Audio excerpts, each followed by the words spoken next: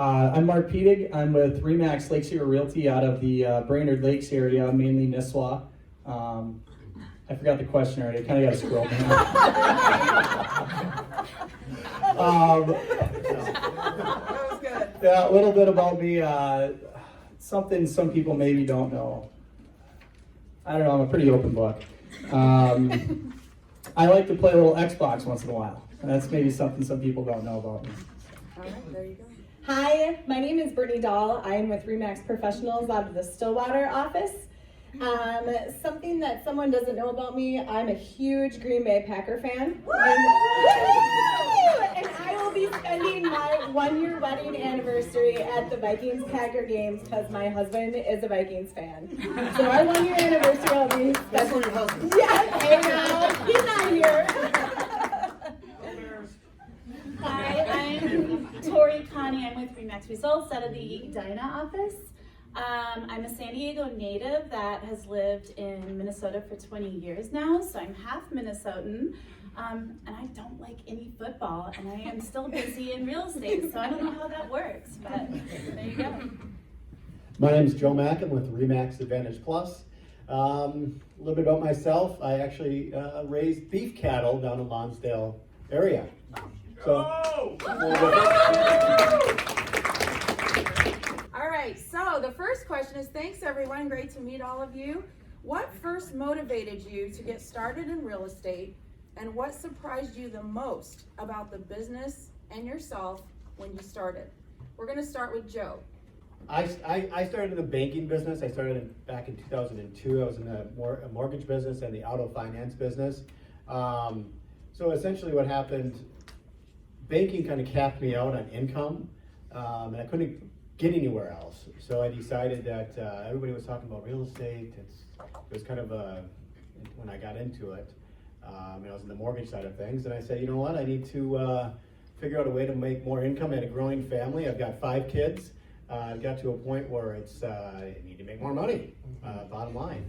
And it was in the business, and they were saying, when I was in the mortgage, I'd come in every day, I'd work, I'd grind it out every day, 8 hours a day, making phone calls, etc. And somebody had mentioned, hey, get into real estate, give it a shot. And I did it, and I followed the same practices I did in the banking industry, because the banking industry really grooms people to kind of grind it out all the time to a pulp almost. And then here I am. So I got into it and went from there. All right, Torrey. I think I have undiagnosed ADHD, so I think we all do.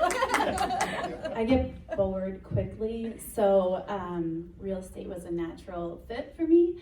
I don't like to be micromanaged. I don't like the same path to work every day, so the risk-taking involved and not knowing if I was going to get paid and working a bunch and not knowing if that transaction was going to be complete was kind of alluring to me. So the fear option kind of wasn't there.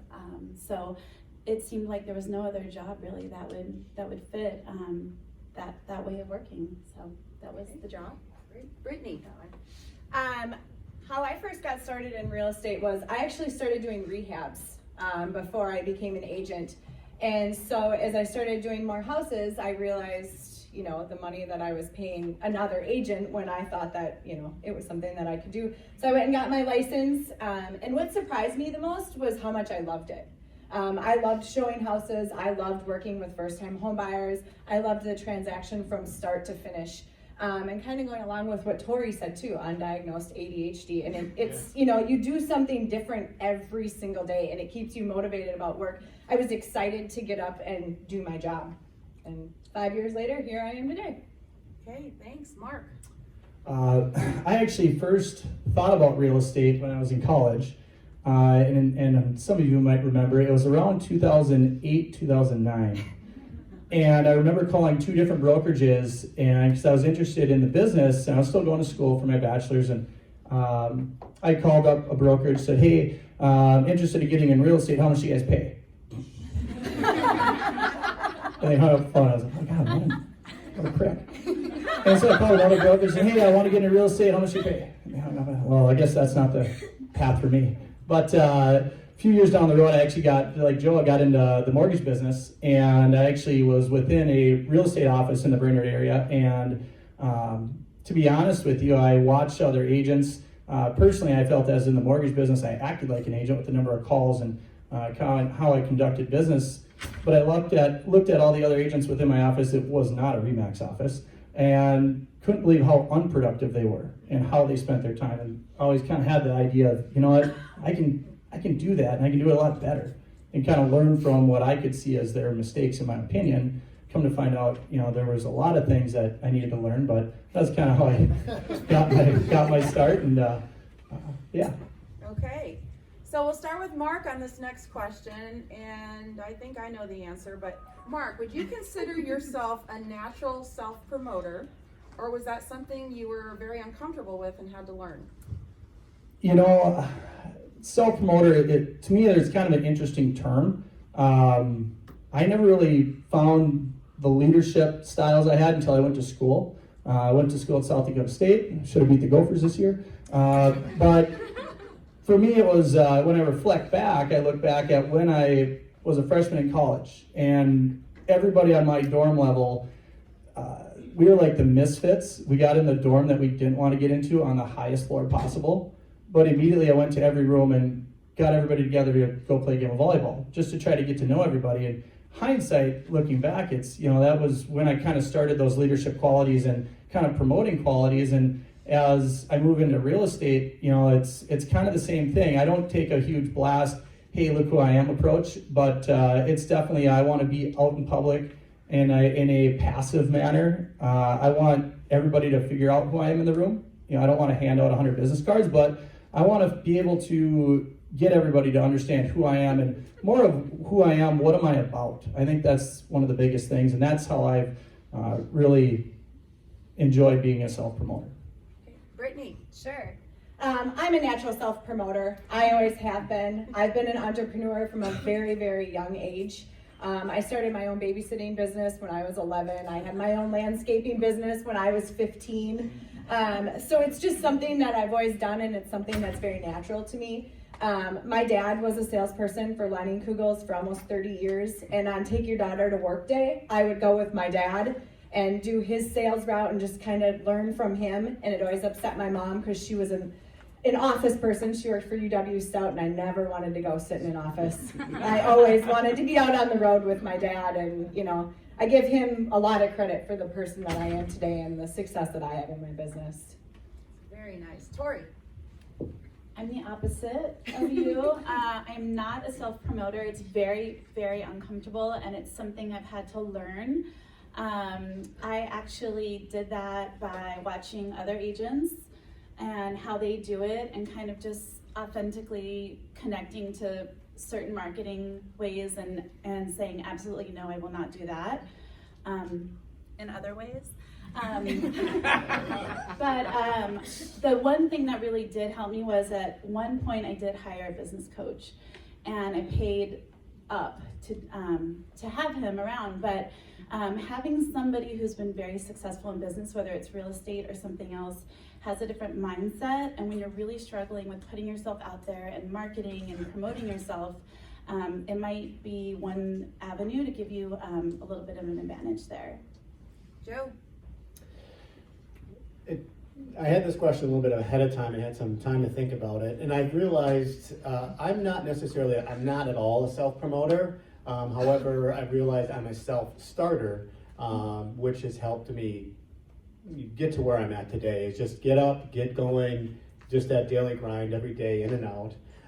So I didn't really necessarily look at the profession for me when I started in real estate as self-promoting myself, but kind of twisted it around to be more of a customer service type of environment to help, instead of promoting myself, I was constantly taking care of the client and that aspect of it, getting into the business, so.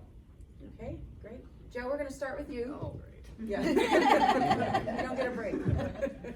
So how did you first learn about RE/MAX, and why did you choose to join RE/MAX? Well, I was in the mortgage business prior to getting into real estate, and we would get kind of handouts of who to contact to try to get mortgage business from, or deals. And most all of the agents in our book of business essentially was RE/MAX agents. And it was, these are the top producers, this is the, if you're gonna be an agent, be in RE/MAX, right? I was with JP Morgan Chase at the time, and we only wanted to work with the top professionals in the business. So I quickly realized that, all right, I'm gonna choose to work with RE/MAX. When I decided to exit the real estate business, I ended up contacting some other boutique real estate firms, and I never really heard back. They just weren't, and almost all the RE/MAX group would immediately respond to me. Specifically Ryan O'Neill back there. Would get back to me, the Minnesota real estate team, which I'm part of, and quickly realized the type of growth that I needed to start is I needed a brokerage that would team up that's going to be on the same pace that I need to be on. And that's essentially why I joined RE/MAX. Great. Torrey, how about you? I had a local friend who's an agent at Results who assured me in, but on top of that, with family and people I know on the West and East Coast, it just seemed with those people that were also in business, it was always RE/MAX was a sure bet, so. Good. Brittney. I bought my first house from a RE/MAX agent. We met on remax.com. So I can thank Caroline Anderson for introducing me to RE/MAX. So I had such a great transaction buying my first home, and I just kind of stayed in touch with her. She helped me sell my rehabs and everything. So it was just kind of a natural thing. I just knew how great RE/MAX was. Caroline always talked so highly of it. And then I met with my brokers, Justin and Sonia, and I knew instantly that's who I wanted to go with. It was just such a great fit. Interviewing with both of them, I didn't go anywhere else. So. The RE/MAX office in Olivia absolutely owned the market in Olivia when I was growing up. When I knew of real estate, it was always RE/MAX.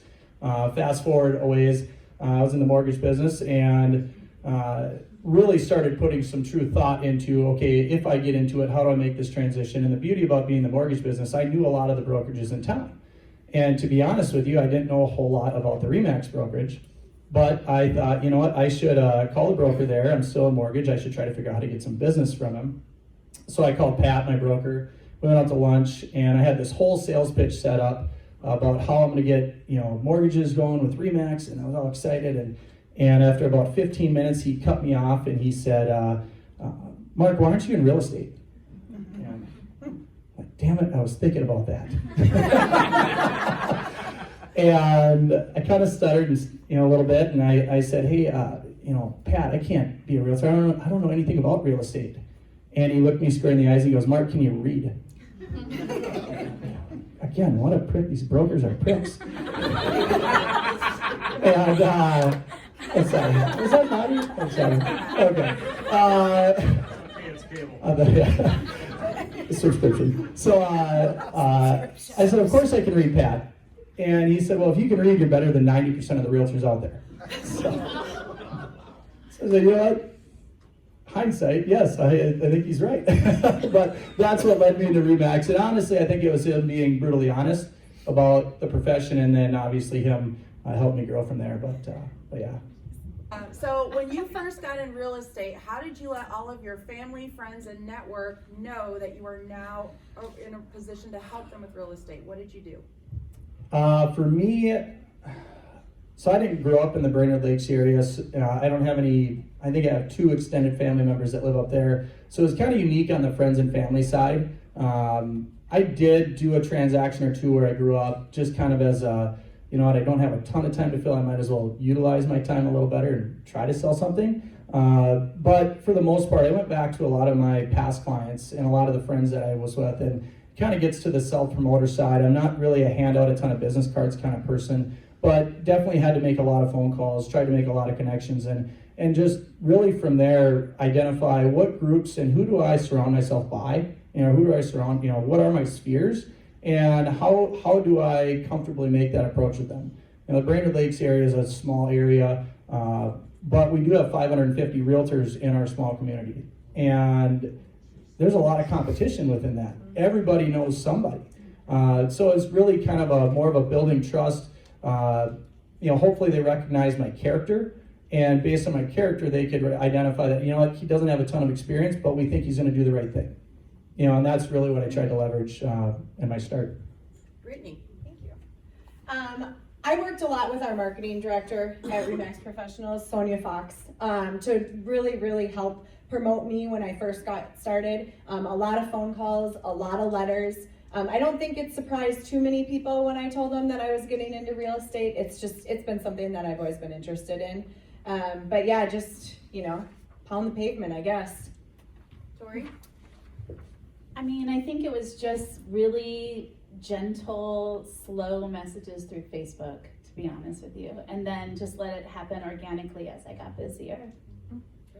This is going to sound weird, but I didn't reach out to any friends or family at all. Most people, that's kind of the typical approach, reach out to family and friends, and you got to bug them. I refused to do that. I figured there's got to be a way to be successful in this business without the traditional way to build a business and talking to friends and family. So didn't do that at all, and I think we'll ask more questions about how I did it, but so I did just put out passively on social media, such as Facebook, and just changed my title to Joe Mack Real Estate. And that's, and they once in a while would reach out to me, and I did one transaction with an uncle, and that's it. And I have a pretty large family, but I don't bug them, I don't talk to them. I mean, I talk to them, but I don't. But I don't seek for their business at all. So anyway. Okay, so Joe, we'll start with you again on the next one. So we'll let you expand upon that. So what steps did you take to build your sphere of influence, especially your database, when you first got started? Initially what I did was, well, first off, when I joined Remax, I joined an awesome team, the Minnesota Real Estate team. So whoever's here from Minnesota Real Estate team, you guys rock. Also what I did was, so I get a lot of leads through that team and just grind it out, call it every day. And then secondly, meeting with other top agents in the office. Because there's a lot of other agents out there, top agents that get a lot of business and get a lot of leads that they just don't have time to do, right?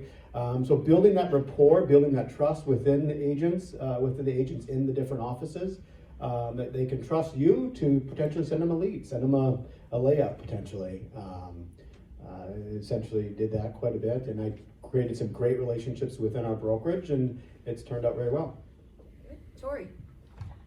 I think when I first got in the business, I had a lot of excuses going on for why I wasn't busy and why I wasn't getting clients, and it was like, well, I'm not from here, and my grandparents didn't go to the same church, and I don't go to church, and I'm not on the PTO, and I came up with excuse after excuse, and eventually I just realized I had to get out there and do it. So I partnered with an agent who had a lead system, and probably for 2 years I worked 80 hours a week, just on it, just constantly following up, using a database, being on top of it. And I mean, sometimes it would take 10 or 15 follow-ups or emails or phone calls, but I would eventually convert.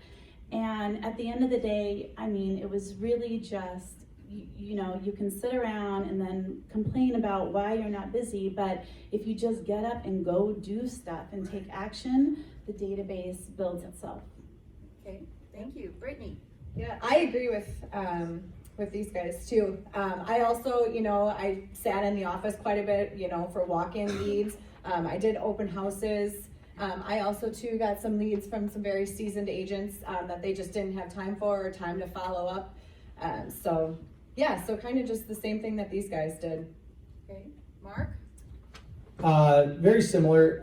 For me, again, not from the area, it was kind of more so identifying where are some places that I can start to frequent, enjoy my lifestyle, and still have quality relationships, but also build the database of people I don't know. And in our market, 5 years ago, it was still a very heavy buyer's market. It wasn't a seller's market.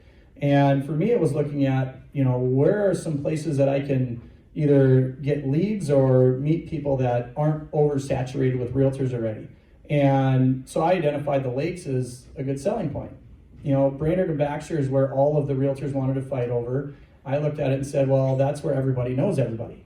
why don't I start marketing towards lake properties and lake homes where there are people from outside of our area coming up and they don't have that relationship with a realtor. So I remember the first time I actually spent $400 a month on Realtor.com. It was the biggest payment I ever made outside of my mortgage. And I honestly started real estate with a $4,000 credit card. I didn't have a ton of extra cash. But when that Realtor.com lead came in, I was on it within 3 seconds. I mean, and we had a large team in our area. They had an ISA. They would call me and say, Mark, how in the heck are you beating us to these calls? This is unbelievable. You keep getting these leads from us. But it is honestly more of an, I'm going to outwork them. I can't outspend them. But I can outwork them. I can control how hard I work, kind of to what Joe said. So that was kind of one of my biggest things. And then also obviously expanding into, the golf course, curling club, some of these different things to where you can meet other high profile people and try to build those relationships and have them recognize who you are. Okay. The next question is, when you first got into business, what were some of the biggest challenges or maybe even some myths that you heard about the real estate industry when you first started? We'll start with Joe. I kind of took this as the biggest myth. When I got into the business, I sat down with a couple other folks and said, man, it's going to take years before you make any money in the business. It's going to be really hard. Make sure you set aside 12 months of income before you get into this business. And I just thought, hey, it can't be, I didn't have 12 months of income sitting in the bank account. So I realized quickly that was a myth, and you can actually get going right away within a month or so, 2 months, 3 months, whatever it is, and start gaining traction and making money. Thanks. Torrey. That you can control your schedule. That you have an open lunches at the country club every day and lots of relaxing going on. Yoga in the morning. Yeah. Not true. Okay, Brittney. I think one of my biggest challenges was when I first started out in real estate, I didn't have a lot of money either. So it's like, how do you grow your sphere and what do you do? Because there's so many things to spend your money on. Do you spend it on Facebook ads? Do you sign up for lead programs? What do you do? And I just feel like I just tried everything underneath the sun and spent a lot of money. And that was probably one of my biggest challenges, was to try to figure out, with your marketing budget, where you can spend it. Mark?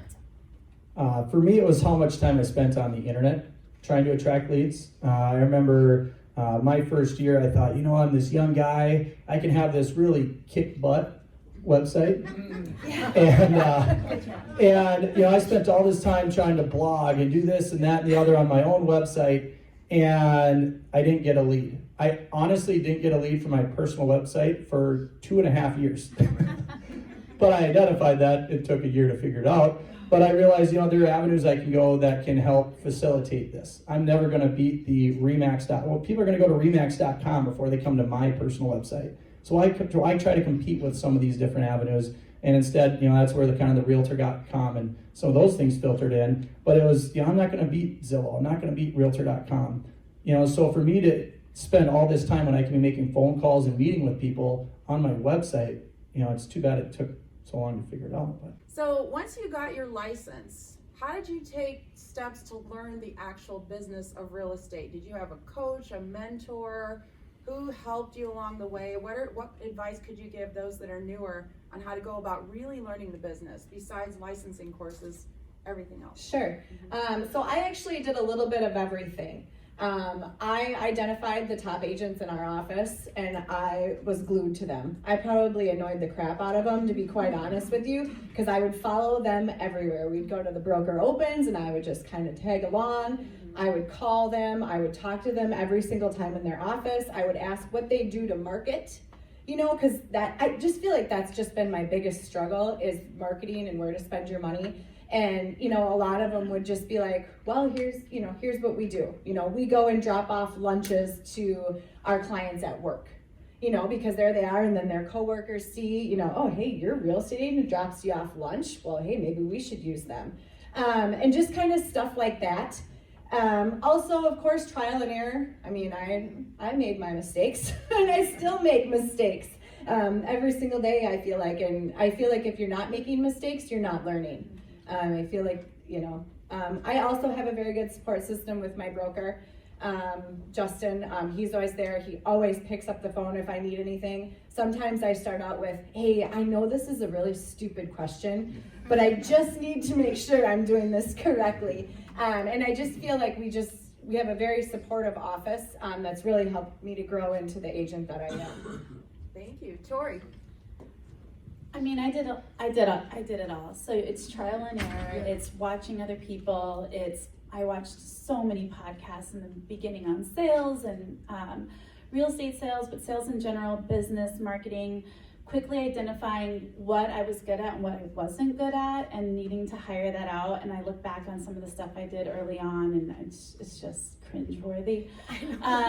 But, like I said earlier, I did hire a business coach at one point who's located in California, and it was painful because I'm a mom and I have all the same obligations financially that everybody else does, but I kind of just committed to that chunk, and luckily it didn't have to go too long, but I got so much out of that business coach that I saw some benefit from.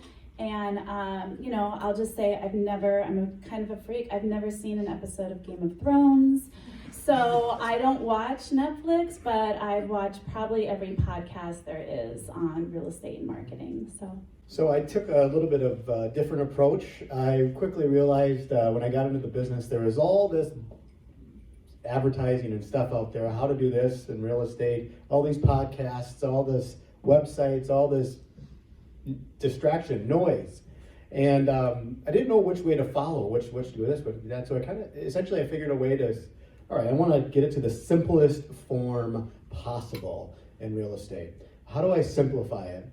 When I got my first offer, I reached out to Ryan, my mentor in the business, Ryan O'Neill, and I said, Ryan, what are the main things that I need to do for this offer that I need to write?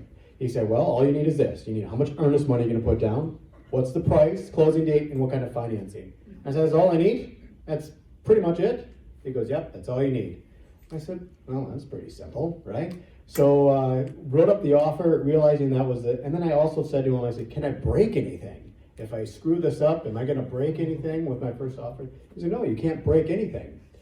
And I realized that there's just so much support behind this when I was learning this business. So much support. There's an office staff that's going to check your purchase agreements. They're going to check this, they're going to check that. There's nothing I can break. I can't break anything. So then I realized that I'm just going to throw it up against the wall and see if it sticks, essentially. And it stuck, right? So, I mean, just with the learning side of things, you can make it simple. It's really simple. Don't let all the other noise out there distract you when you're starting the business. Simplify it, and then everything will all fall in place for me. Okay, Mark. I think mine is similar along those same lines. My biggest thing was not being afraid to fail, but learning from those failures. And it's kind of I don't know, somebody else probably brought it up, but I used to listen to Darren Hardy quite a bit, and that was one of his big things. The second time you do it, it's a choice. And I just didn't want to make a lot of bad choices. So I wasn't afraid to put something wrong in a purchase agreement, things of that nature. It was just making sure I learned from those mistakes and I didn't make any catastrophic mistakes. But honestly, one of the biggest boosts to my business was attending R4 and meeting the agents that I met down there and the support that was given from them, whether it was direction that was given, but a lot of it was just confidence in what I was doing. And I might be doing a lot of things right, but if you don't make a commitment and you don't have the support, you might second guess a lot of those things that you are doing. And that was probably one of the biggest takeaways. I met a lot of these $1 million producers. I couldn't believe they'd even talk to me, spend the time with me. But they were so open about, hey, this is how we do it. This, you're doing a lot of these things right. Just stick with it. It's going to work. And that was kind of that boost that I needed with, just to make sure I kept going and I didn't run away from something that was working because I didn't give it enough time. So I think R4 was absolutely huge to me. And Ryan O'Neill's phone's going to blow up, but he was a huge supporter of mine, and I really greatly appreciate that.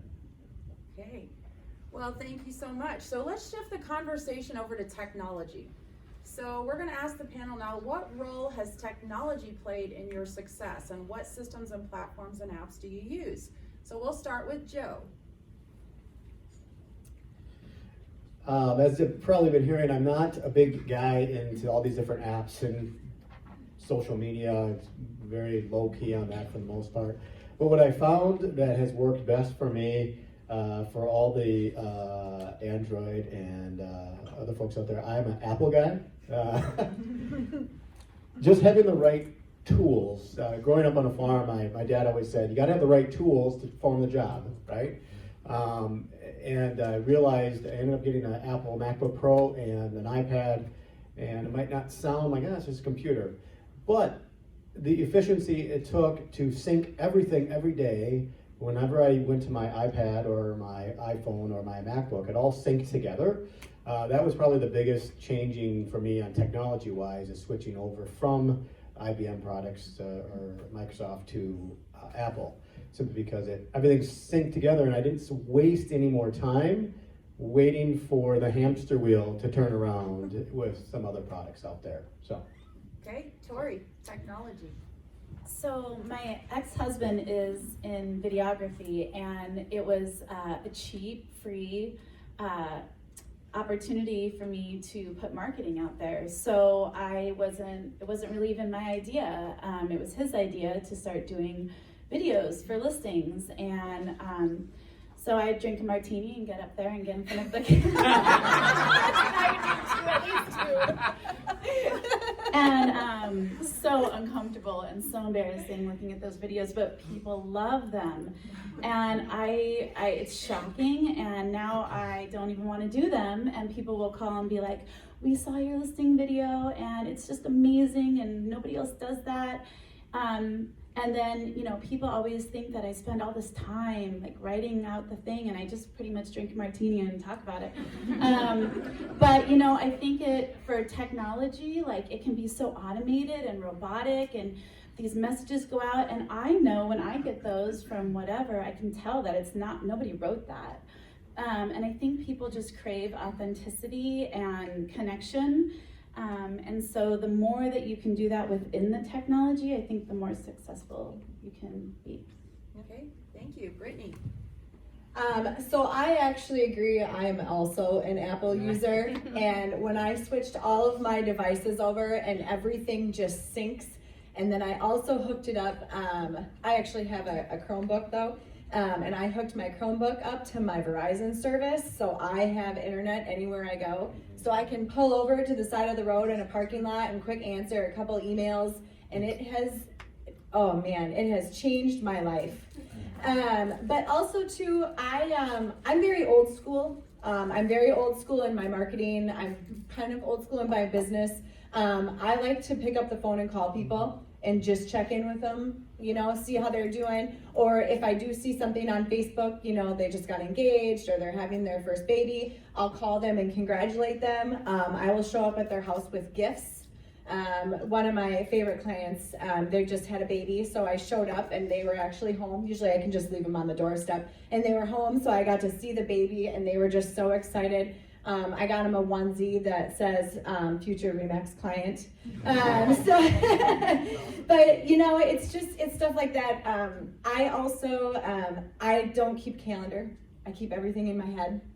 And I just feel like that just helps me keep on track. I don't know, I think a lot of people think I'm crazy. I've only shown up one day to a wrong appointment. Just once. Never do that again.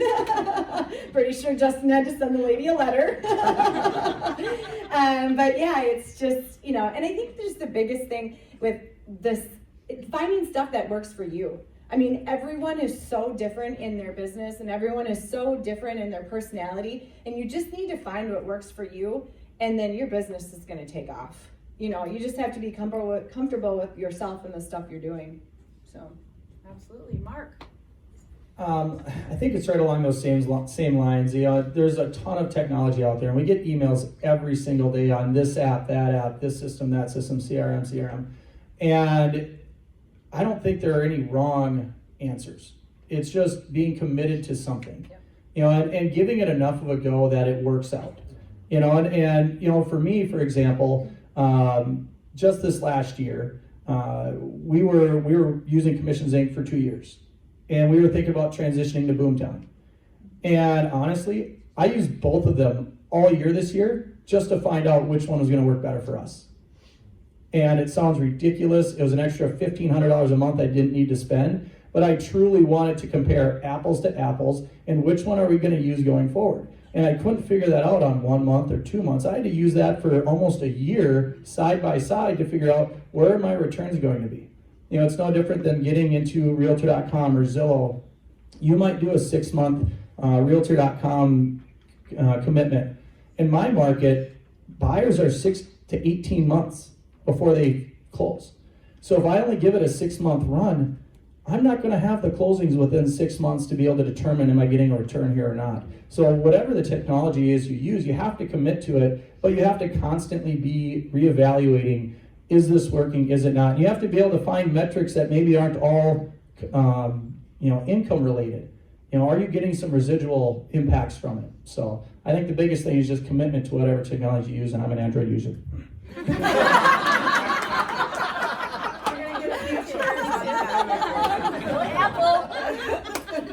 Apple versus Android. We're split. Yeah, so let's expand a little bit more about marketing in general, okay? So we'll start with Joe again on this one, but we talked about technology, we talked about social media a little bit and how you're using it, but let's get specific. What are you doing today that's working for you? Are you doing any online advertising? What are you doing in print? What's your overall approach to marketing and what do you use? If I were to summarize for today, my starting the business 5 years ago is different than it is today.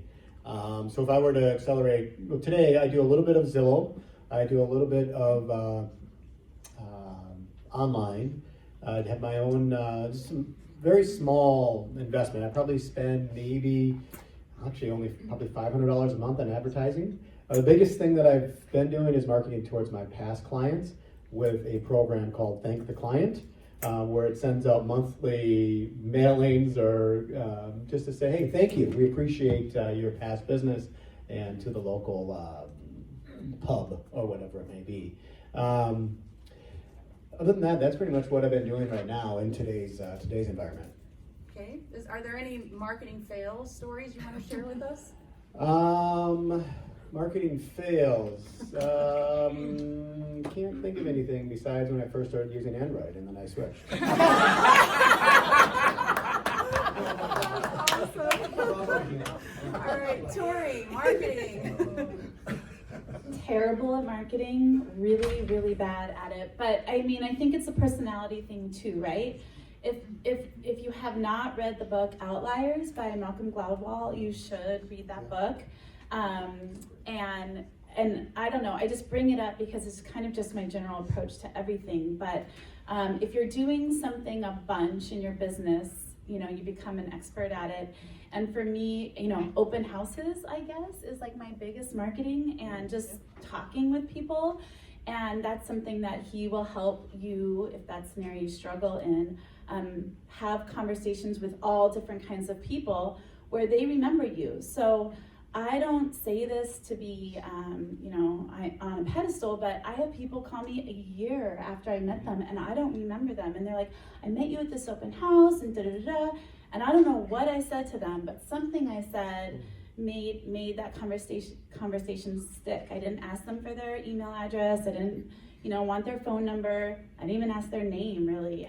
But then they take my business card and then a year later they call me. So I don't know if I'm just getting lucky and or what, but I'm gonna kind of keep going with that for marketing because it works for me. So Torrey, really quick on the open houses, because it's definitely a topic everyone wants to get better at, that they're working on. How do you advertise for those and how far in advance? So I put, if it's winter, I put one sign up on the step because I'm cold and I figure people see it on their Androids.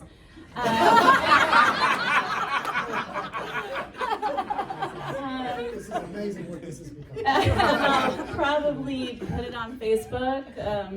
I'll try to remember to do it days in advance, but I mean, Zillow, everybody's syndicating it, so it kind of is done for me. And they don't have to be long, and you don't have to have balloons, and you don't have to have 100 signs put up everywhere. You can kind of just show up, and then if you're working on your people skills and those conversation skills, that's kind of where the meat of the matter is for that. And did you do open houses for other agents when you first started? Oh my God, so many open houses. And on Super Bowl Sunday, you will get a client on Super Bowl Sunday, I'm telling you, because not everybody is a sports fan. So Polar Vortex, Mother's Day, Super Bowl Sunday, I was out there doing it. So, yeah. And the game's at night anyway. So. Well, or yeah. That's right. Brittney, marketing. Sure. I had a lot of marketing fails before I realized the best tool that I have for marketing is myself. I am so much more comfortable, I did a lot of first-time homebuyer classes that I would teach. I would always get at least 1 or 2 buyers out of those. I would pair with a mortgage broker. We'd do it at a bar, and we'd give people free drinks, 2 free drinks. But people would come, and I got a lot of business out of that. I'm also an interior designer, so I did cheese, wine, and design classes. So I would teach people, kind of their design style. We'd take quizzes and everything like that. And then I paired with a local business in Stillwater, and then he did cheese and wine pairings. I always got a very good turnout from that, just kind of getting my name out there. I also did a lot of open houses. I'm actually very passive at those as well. People just take your card. I don't ask for emails. I don't ask for phone numbers. And I was actually at the grocery store one time, and a guy comes up to me and he's like, "Oh, hey, Brittney, how's it going?" And I am just looking at him like, I have no clue who you are. And then finally, that's where he said, "Oh, I was at one of your houses, it was beautiful, blah, blah, blah." But it's, so I guess that's kind of what I did. But yeah, I think you have to fail a lot at marketing before you figure out what works for you. Okay, Mark. Sorry. So for me, when I first started in real estate, again, not a ton of financial backing. What I really looked at is I'm gonna invest, I guess, in 2 different things. I'm either going to spend my money on something that is highly trackable. I want to know how many leads am I getting, how many converting. I want super trackable numbers. Or I want to give it to schools, charities, things of that nature where I don't care what I get out of it, I just feel good about it. But I only gave it if I was attending it or going to it. Because if my sign's on the board, I want to be out mingling with the people. So I don't sponsor a lot of events that I don't attend, but I attend a lot of events. But again, it was kind of that either trackable or something I felt good about, and I don't care what I get out of it. And if I get something, that's awesome. But, still trying to track that a little bit too. But that's where, just in the last year, we were able to look at these numbers, and we actually cut our internet spending in half because we recognize that, wait a second, community is where we're getting more things out of lately than technology. Let's put more into community and less into technology. I'd rather give that money to the Baxter PTO than Zillow. And that's kind of the approach I've taken. All right, so now that you're at the 5-year mark, what percentage of your business is referrals versus just new online leads that you're generating? So we'll start with you, Mark, again on that one. And then also, what do you do to stay in touch with all of your past clients? And why do you get so many referrals? So my business, again, not having a ton of local influence when I was first started, no kidding, it was probably about 99% internet related.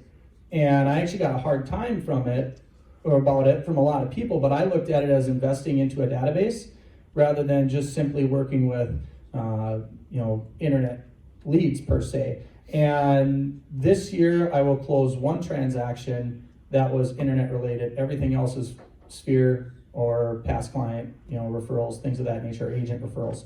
And so for me, it's kind of transitioned, and that's also where our marketing dollars are starting to transition. We built a huge database. We spent a lot of money on a database so that we have a lot of recognition up there. Now it's okay, let's flip the script a little bit, and instead of continuing to pump people into our database, let's try to get more organic leads through the community, through things of that nature. So every year we host a client party right on Gull Lake, have as many people out as we can get. And those are things that I want to expand on more because the feedback we get from it is unbelievable. I remember the first year I did a client party. This is actually kind of funny. I think I had 25 people show up.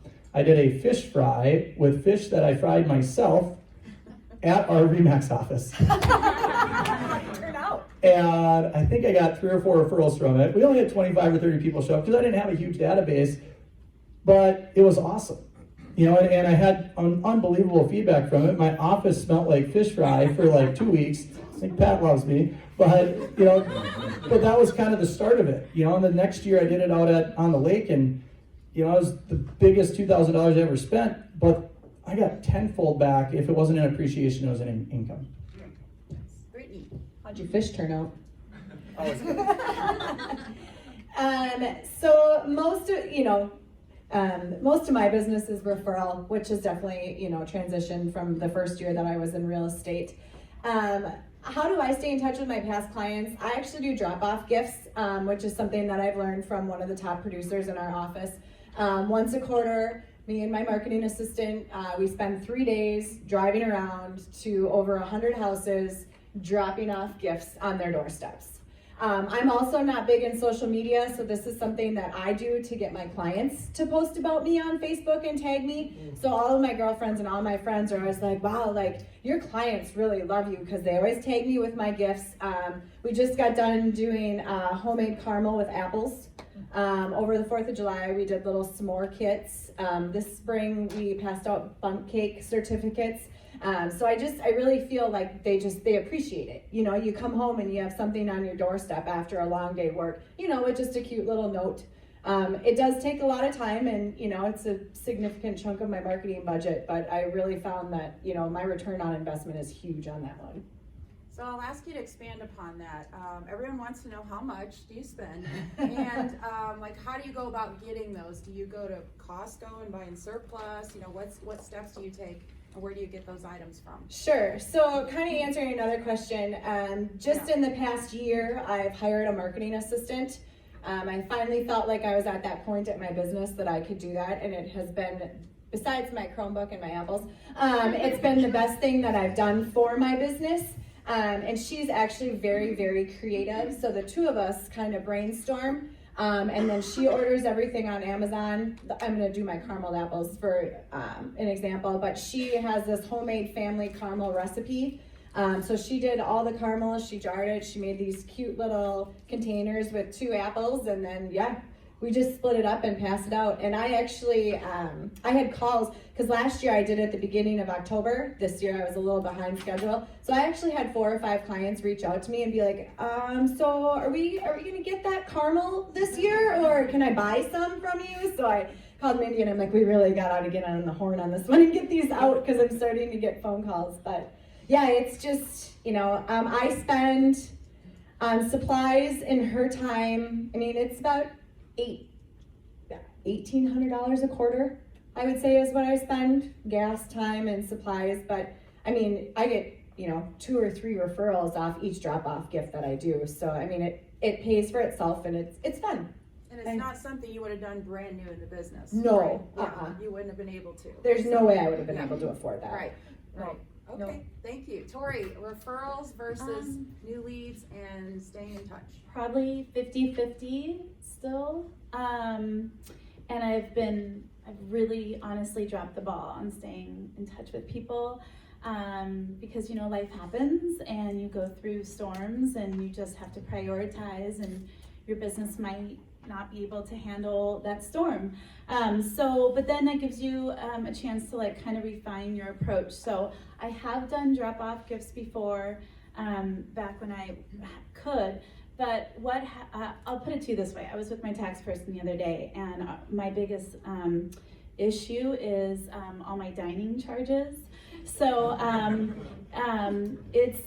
for me, the way I do it is I call people up, and I am gonna be downtown for happy hour on Friday. How about you? Awesome, let's go to dinner. So that has been where all my money and time goes with past people, because it works for me, and I think people feel really special when you take 2 or 3 hours out and get a little drunk and eat with them. Is that okay? Theme here.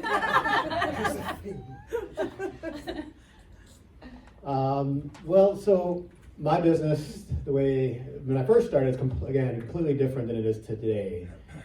Today, it is pretty much all my business is now referrals and past clients. A lot of it's mainly past clients. I built a really strong foundation off of the team leads that I was getting, to a point now where pretty much it is, I would say it's probably 95% all past clients and referrals versus just a small 5% is probably new team leads or new leads that was my business in that aspect of it.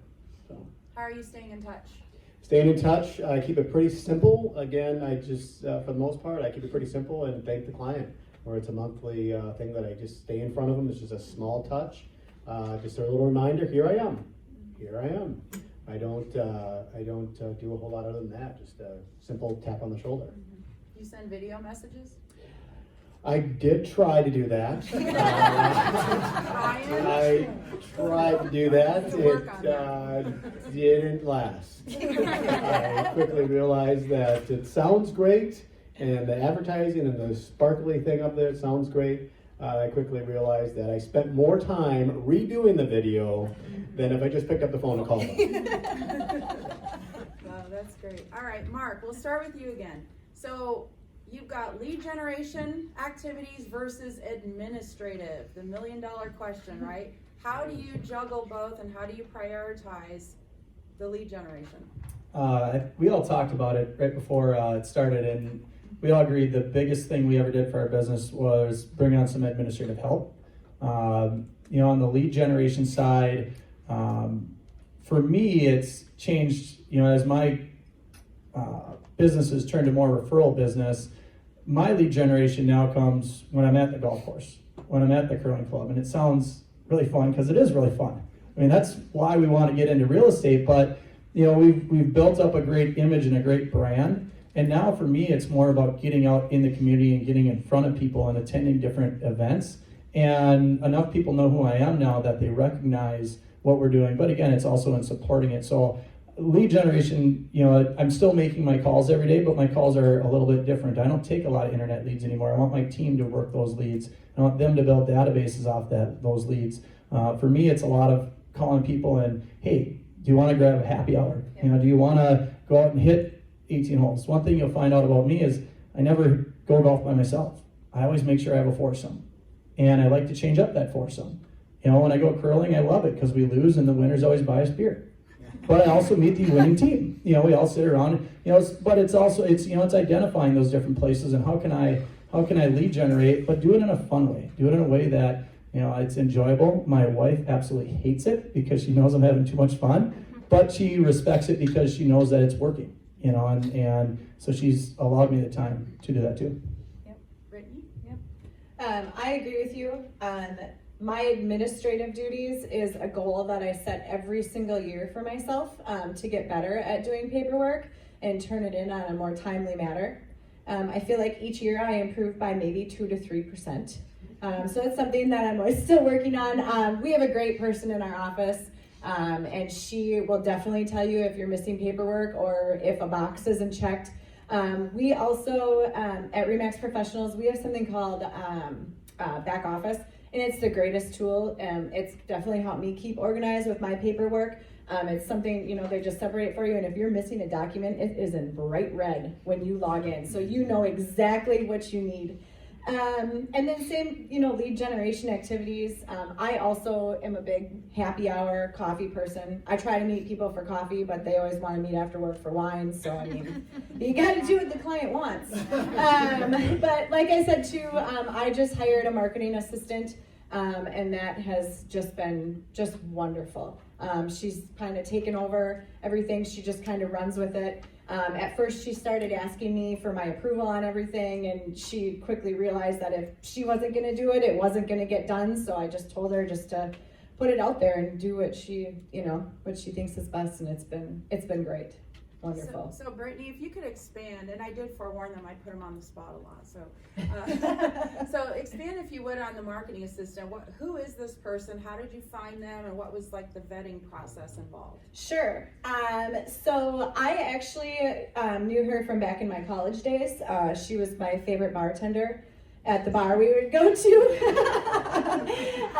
Fast forward 8 years, I was at a different bar in Northeast Minneapolis. And I ran into her. She ran their food truck.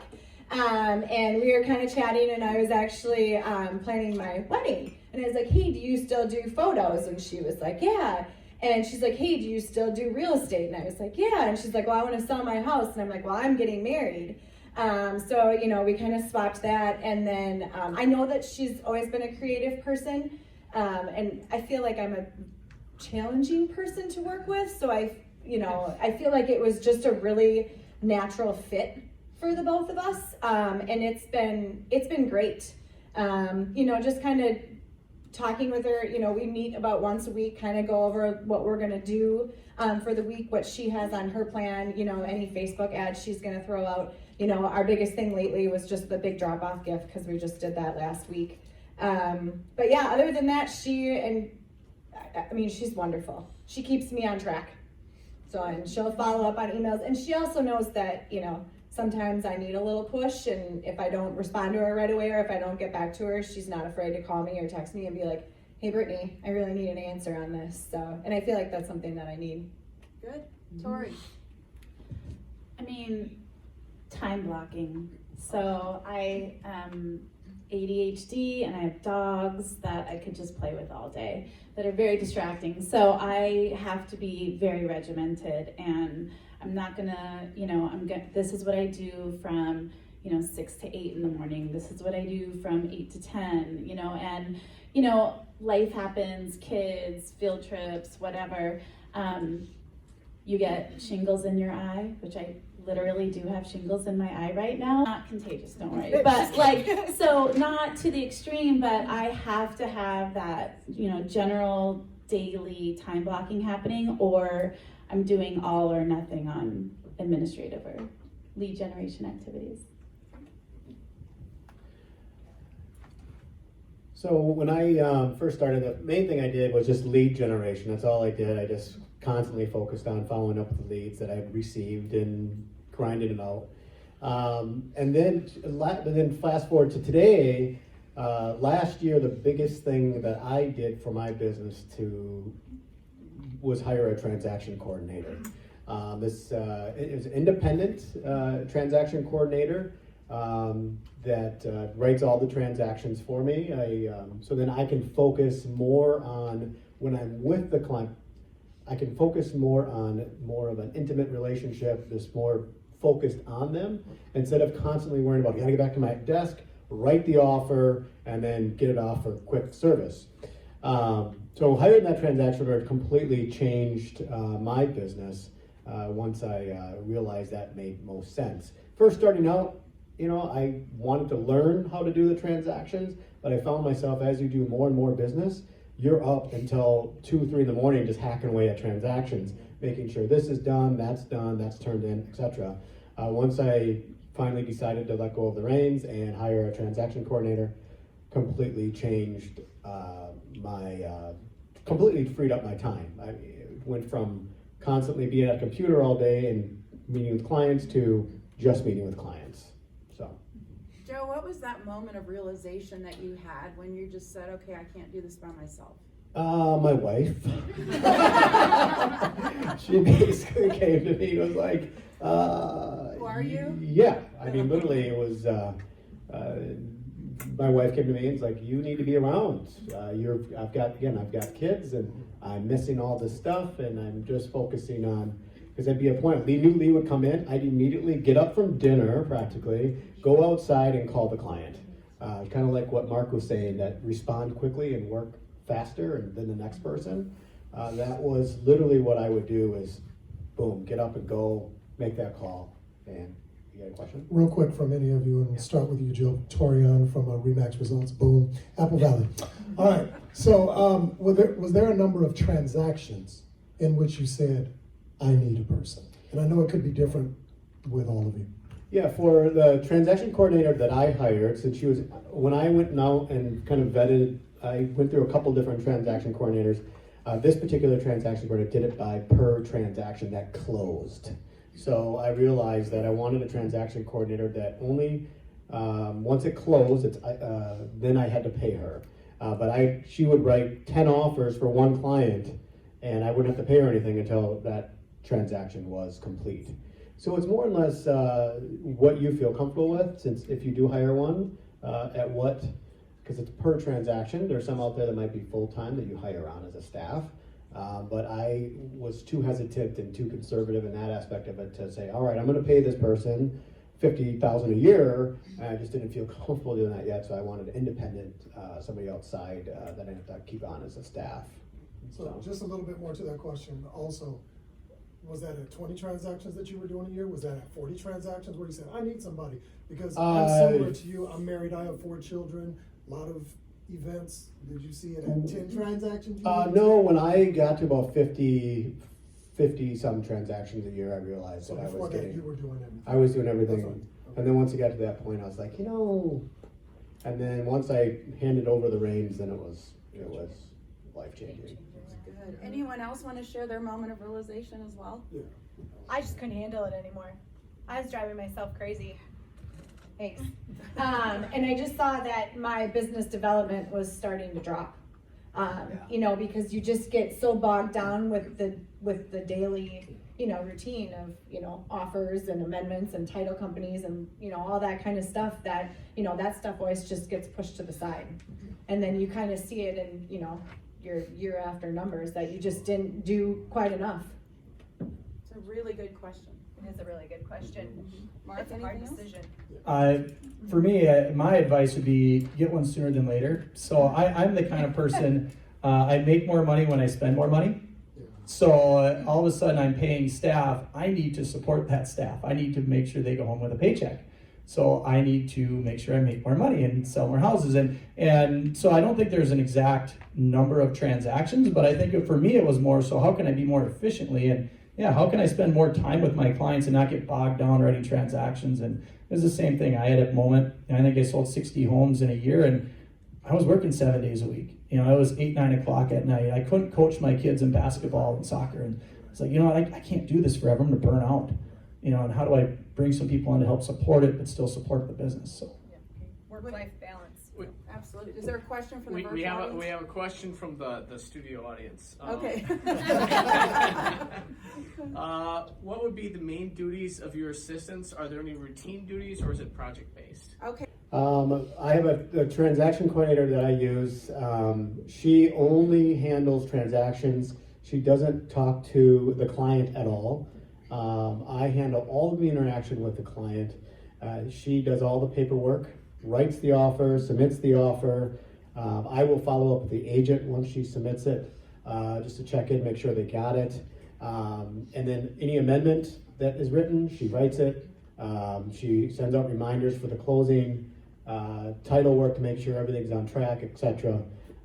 So all of the administrative essential part of it is all handled by her on the transaction side of things. I don't have an assistant right now. I almost consider her as my assistant because it's allowed to free up so much more time that I feel I don't need an assistant. I almost need a marketing coordinator that you have there. It's probably my next step in the next phase of my business is where I'll probably lean towards me.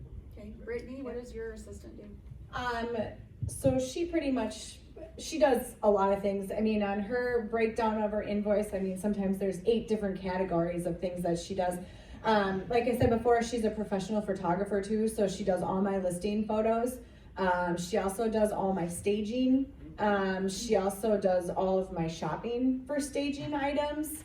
You name it, and she can do it. I really, really, really lucked out. And I think that's important is finding someone that you can work with because you do spend a lot of time with them. And I'm kind of a control freak for giving up that control, and it was very hard for me, but she made it very easy. She doesn't do any sort of administrative for me, so I still do all that. She doesn't have any client interaction or anything like that either, besides helping me with my drop-off gifts and stuff. But I still do all that part of my business. Okay. Mark, anything else? On our side, we have a lot of extra steps in some of our transactions with water tests, septics. Majority of our properties we sell have those little intricacies to them, and I don't need to make that phone call. I don't need to call the compliance inspector. I don't need to, call the water test company. I don't need to make those calls. Somebody else can make those calls. So understanding what can you delegate where you don't have to spend time on, I think, is really crucial. Because you don't realize how many times those little 5 or 10 minute conversations, and if you're like me, you get somebody on the phone, next thing you know, you're talking about how fishing was on Sunday. you know, and an hour later. So I realized there's a lot of steps that I don't have to handle. You know, sending the purchase agreement to the mortgage company and to the title company and things of that nature. I don't need to do that. You know, I want to be red flagged if there's an issue, but I don't need to do some of the back work stuff. And I think that's where, you know, Alicia does a great job for us, but also the number side. You know, keeping track of our closings. You know, what does our income look like? Where are we at? You know, are we lacking in a month or two, or do we need to adjust some things? Where are our closings coming from? You know, she tracks all that information, so I just have to look at it. I don't need to input it. You know, and I can analyze what's our business doing and how's it performing. All right, let's shift gears a little bit over to business planning and goal setting. So we'll start with Joe again. What methods or tools do you use to do business planning every year and goal setting? This would be really simple for me. Have lots of kids, and you got to make money.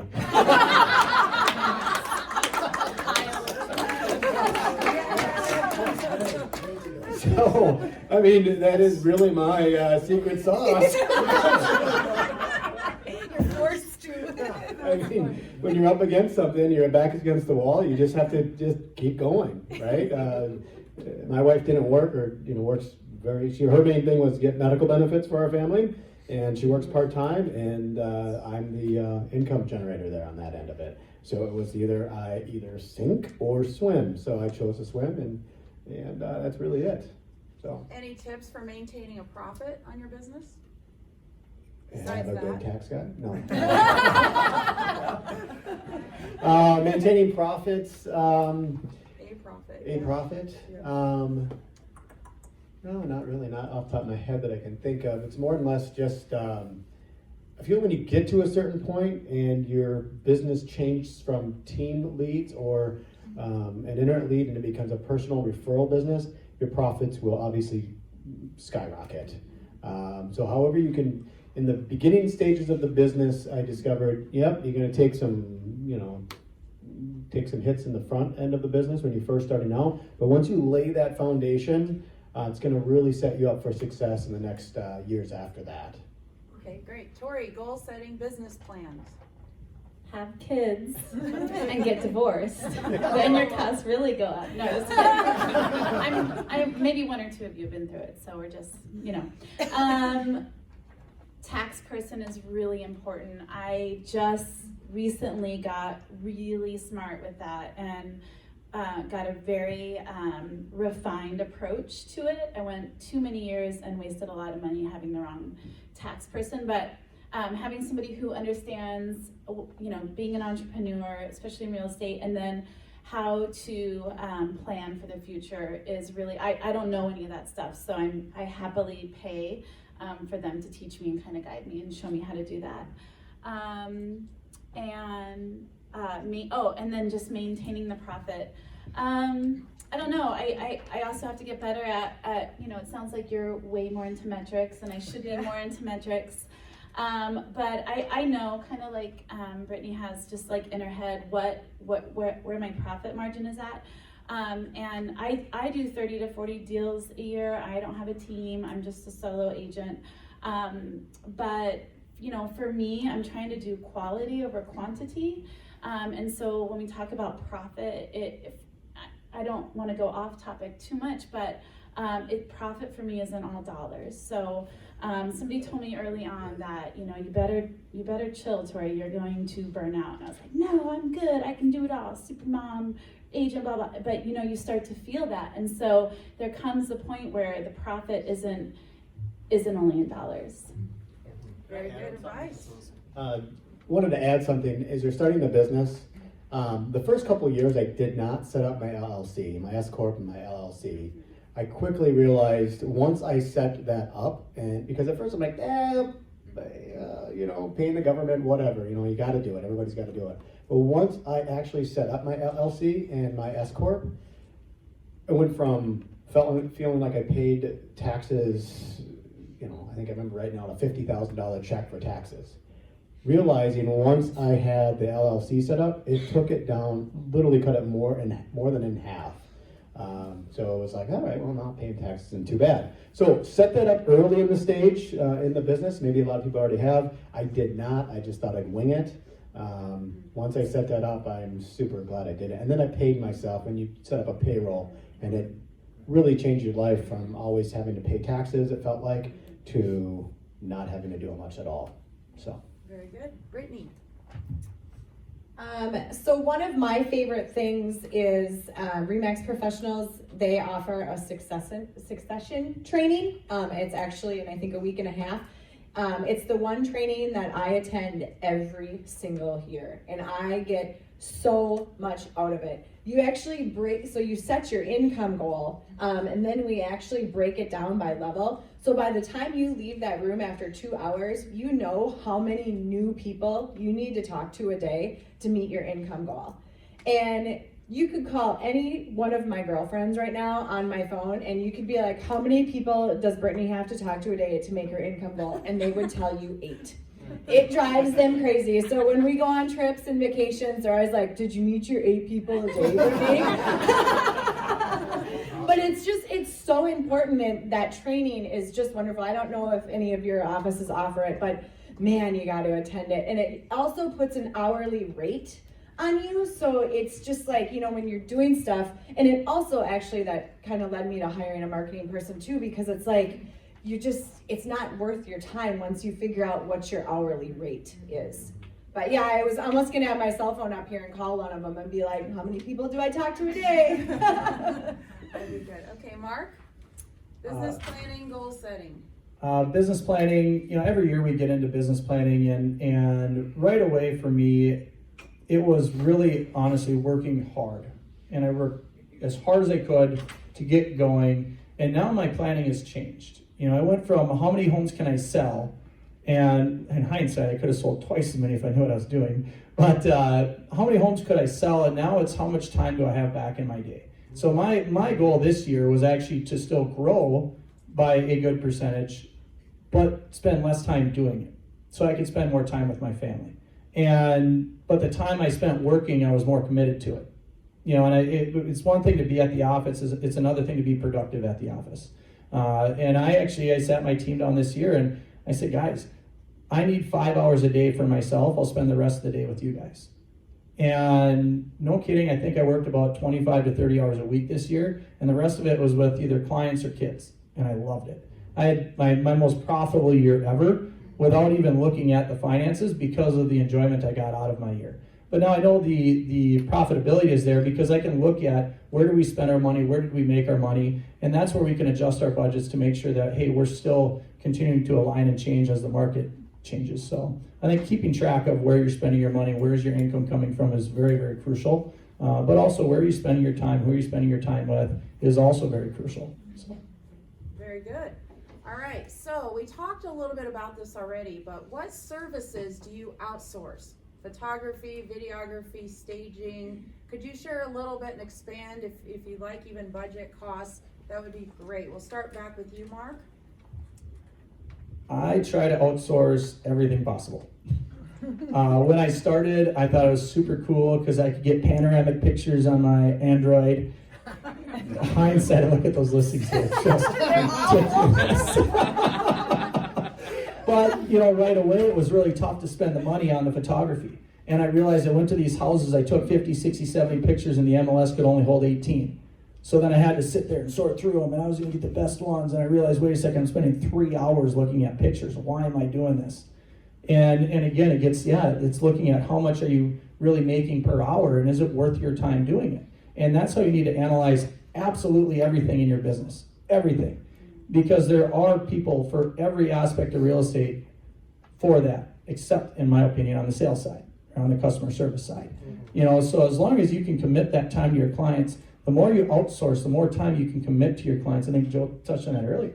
You want to be able to be wholeheartedly there for your client and not worrying about, I got to get these pictures uploaded. So looking at what are you making per hour, and, outsource everything that you can so you can commit more time and more compassion to your clients. Yeah. I agree. I outsource as much as I can.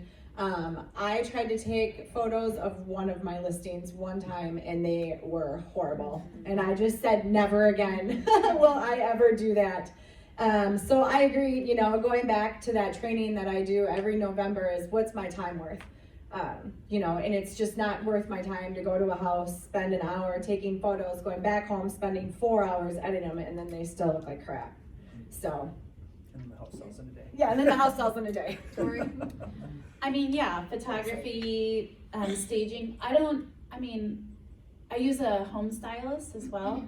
He's kind of like secret, so I can't tell you who it is, because then you guys will all call him. But home styling is something that it will cost you money, but I've seen people get $20,000-$30,000 more because their house was styled. But I mean, so all of it, marketing, video, brochures, even on higher end listings that are, 6 pages and beautiful. And, at the end of the day, our industry has a lot of people that are agents, and then, where's that bar? So if you're trying to work with people that are also professional and, tend to be really great clients, those types, they see what you do, they see what you put out there, and, they make a judgment call on you based on what you're putting out there. So if you're, making some thin, flimsy flyer, and if you're doing that, and I still do it sometimes in certain situations, but those things matter, and at the end of the day, you're making a pretty good chunk of change with your commission, so why not use part of it to show how professional you are? So I'm outsourcing all of it, because it's better for me. Joe? So when I first got into the business, I went out, had a beautiful Apple camera, and thought I should give it a shot, right?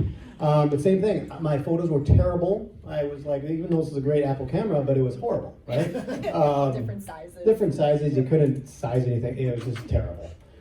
So I quickly realized, wait a minute, people are coming to me to hire me to sell their home, not necessarily be the professional photographer, not to be the professional stager. So I figured, why won't I'm just gonna hire that out. So I outsourced everything just like these guys up here, simply because I quickly realized that I'm not the professional photographer, I'm not the professional stager. So it made more sense that I need to make sure that I hire all professionals on outsourcing those type of things. So I'm the same on board there. And from any of you, would you care to share what you approximately spend every year with outsourcing, some of those things? It depends on, a lot of it depends on if I'm going to pick up the staging cost. I do that once in a while for a few clients. But overall, for the most part on that aspect of it, the photographer that I do shop services all the time. I keep the photographer and the stager, I kind of keep them on their toes, per se. And most importantly, I have a high expectation on service. So for example, I want to work with like-minded people in the industry. For example, when a client calls me, I answer my phone right away. I try to never miss a call. I've seen my phone ring like 3 times today already, and I'm kind of cringing. But when I call a photographer, they pick up, right? They answer, right? The stager, when I call that stager, they pick up the answer. I'll be quite honest with you, it might sound really harsh. If they don't answer, I actually just go to the next, right? Just because I expect that same type of service for my clients. So. Very good. Joe, you kind of touched on it, but with staging, you're paying for it, the client's paying for it, you're splitting the costs. If you're doing staging on, let's say it's a vacant house, or an example I had with some young guys that he was living with his brothers and they had their college furniture in the house. Sure. He says, how's this gonna look? I said, it's not. Right. So it's really case by case, to be quite honest with you. Just like every transaction seems to be different in every scenario. A lot of it will depend on my profit on a lot of it, just be real with you, it depends, are they buying and selling? What's the price point, right? On a $200,000 property, I'm probably gonna say, we'll probably be just fine vacant, right? I will pay for, once in a while, I'll cover the cost for the staging, but it's not every transaction by any means. I would say I would probably cover 20%, to be quite honest with you, of the listings that I do, and the rest the sellers will cover if they choose to stage. So, does that answer your question, Dave? Anyone else want to answer that question? So I have a couple investor clients, and one in particular, I always pay for the staging on those properties because just at the end of the day, how many transactions we've done together, it just makes sense. But also stagers won't stage a home that's occupied, right? So if people are living there, you know, it's more beneficial for you to figure out how to work around that, home stylist, and pay for it as part of your listing fee, because then the house looks better, sells faster, sells for more happier clients, easier for you, all of it.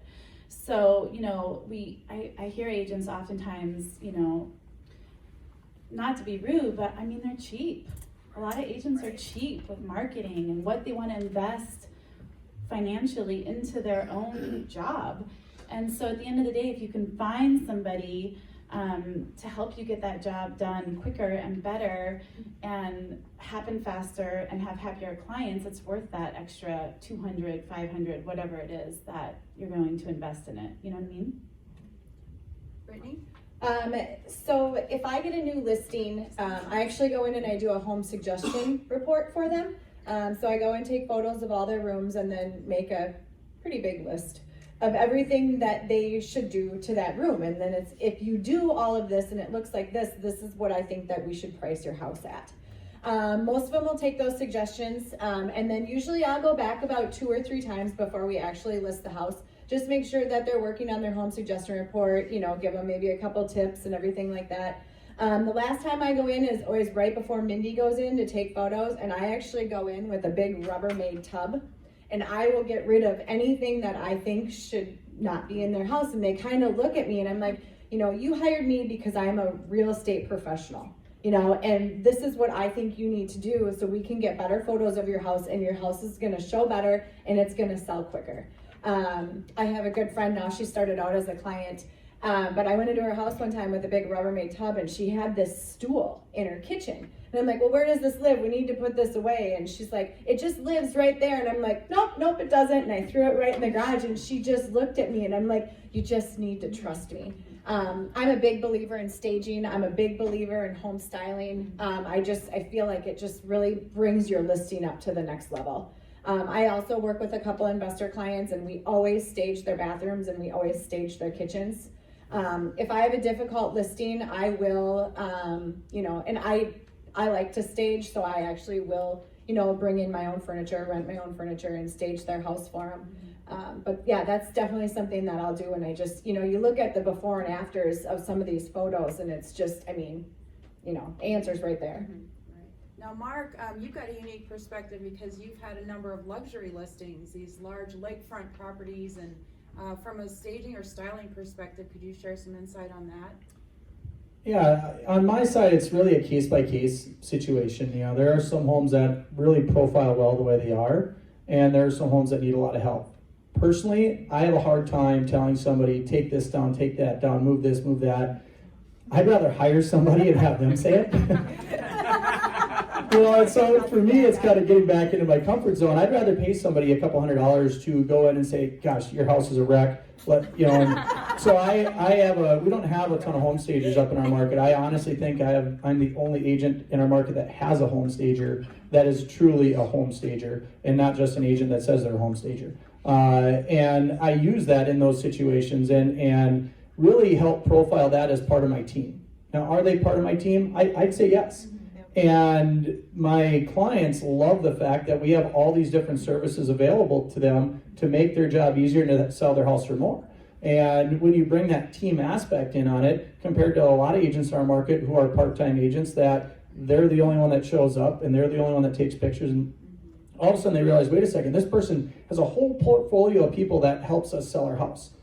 And we're gonna pay him about the same, I'll say, as this other agent. You know, and I think that's where, you know, we do get a boost, and it does help out on listing properties. And yeah, for me, it's more of a comfort zone thing. You know, it's tough for me to go in and say, gosh, your house is terrible. Or my home stage will be at, you know, she'll walk in and say, you need this gone, that gone. She'll throw it in boxes. She'll help them basically move out. And I don't need to do that. You know, so that's what I enjoy. And they take her more seriously. So, honestly. All right, Can I say one thanks. more thing on that? Sure.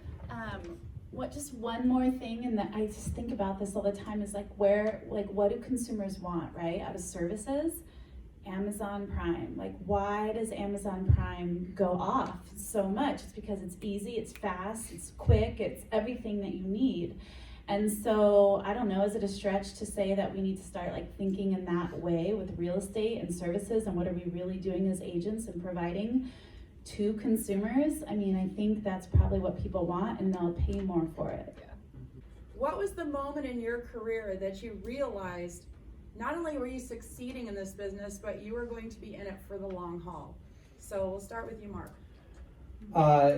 For me, it was, I grew up in a small town, farm community. I did a lot of things on a handshake. And for me, it was, it's always tough when you get into the business and you've got to get those transactions rolling because you've got to sell homes.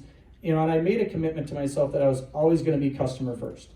And financially, it wasn't always easy because there are things that you might want to do to make an income, but you shouldn't do because it's not in the client's best interest. And for me, it was more of a, it's going to take a while to get this going, but I'm going to feel really good about it, and I'm going to have no regrets along the way. And I think the moment when all of a sudden the income started to match up with that same commitment, and I realized that, wait a second, I honestly don't care if this buyer buys this house. I'd rather point it out to him and say, no, this house is terrible, do not buy it. That I realized that, this is working. And when my clients started coming to me and saying, hey, we want your opinion of the place. What do you think it's worth? That's when I started to really feel like I was succeeding. My favorite thing to do, I have a ton of clients right now, they don't even look at properties. And we have a very thin inventory right now.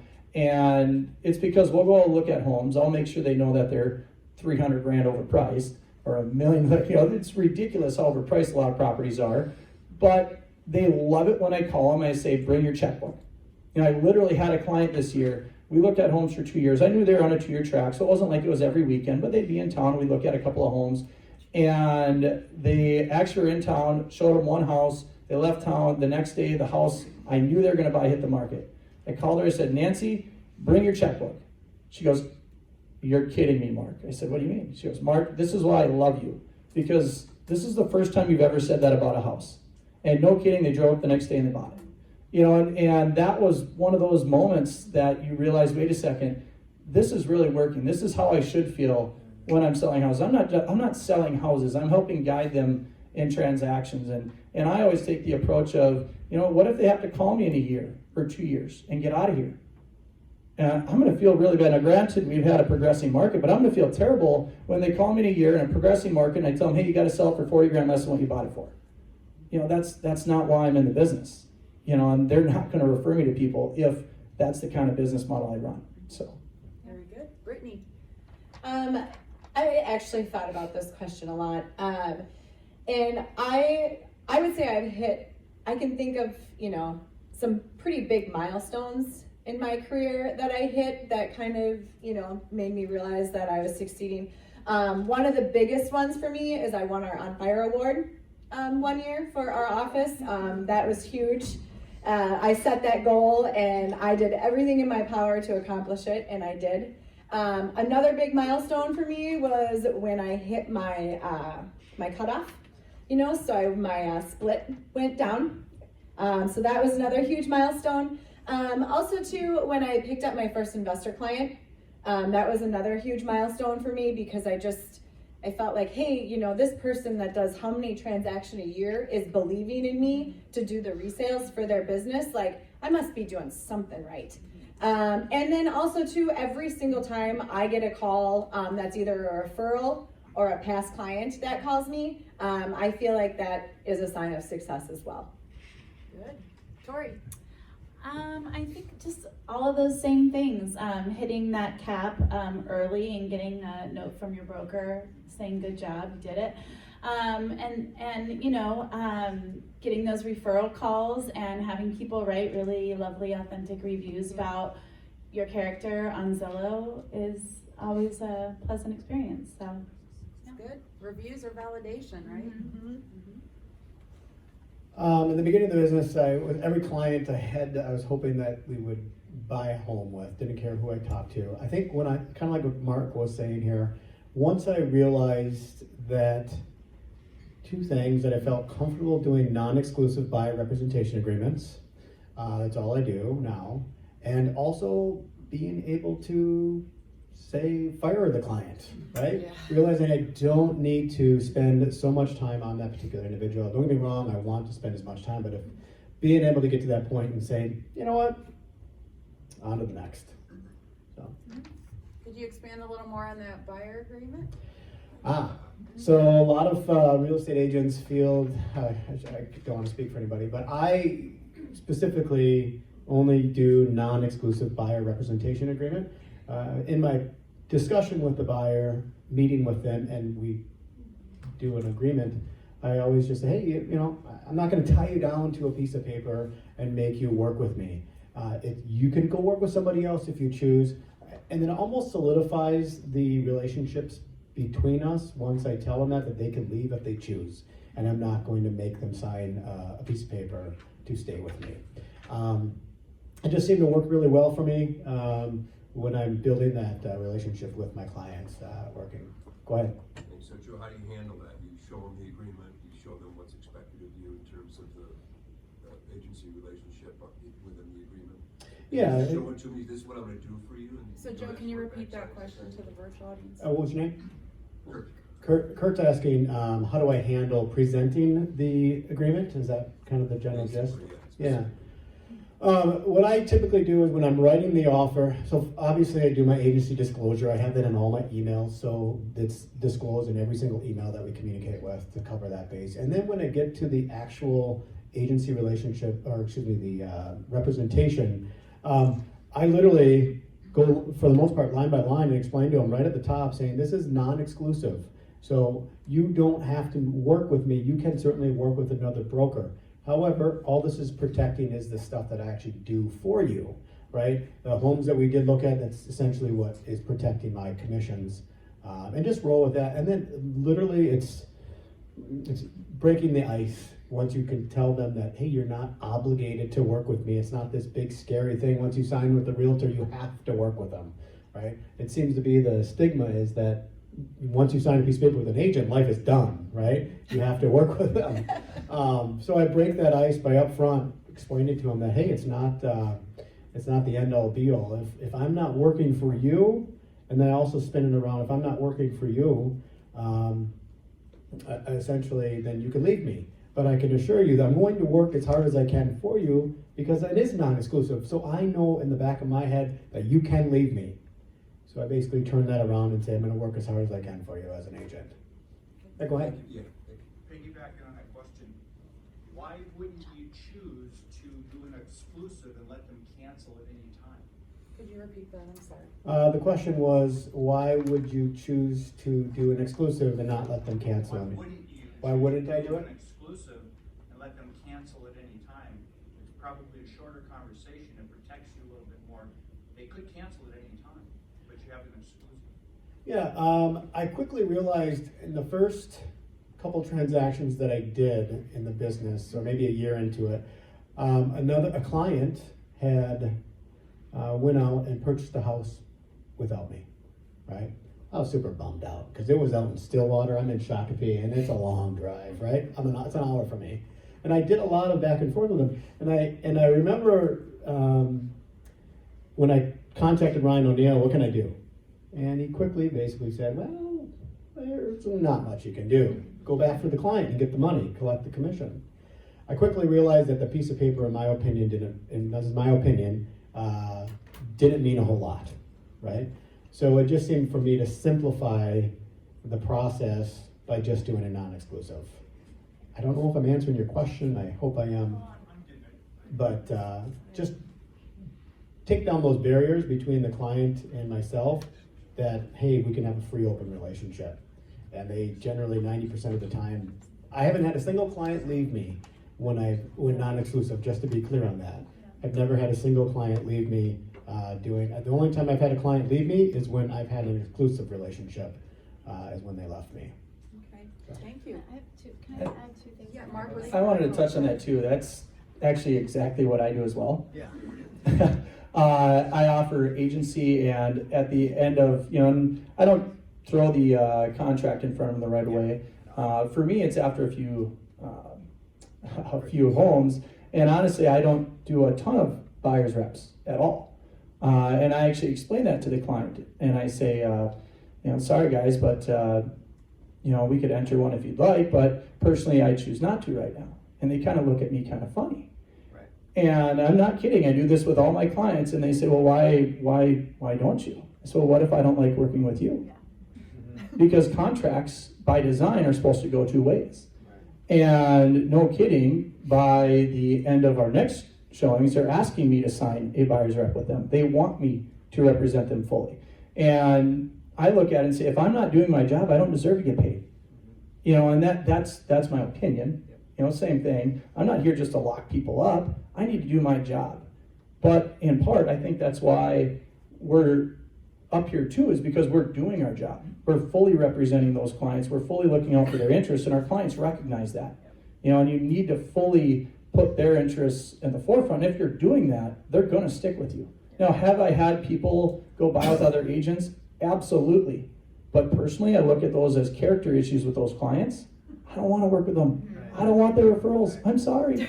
Because they hang out with similar people. And they're going to burn me too. Torrey? Well, I was going to say the exact same thing. I mean, and early on, you're working Commie Inc. or whatever, and you're like, anything, anybody, but you get to a certain point where it's got to be a mutually wanted working relationship. And so, yeah, how do you say that? How, on the front end, but I've always been the same. And early on, I just told people, I'm like, I present the agency and I explain what the buyer representation contract will be, but I'm like, until we write an offer, we'll do that when we write the offer. And I explain that, I've never had any issue with that. I'm gonna work really hard so that you won't want to go work with another agent.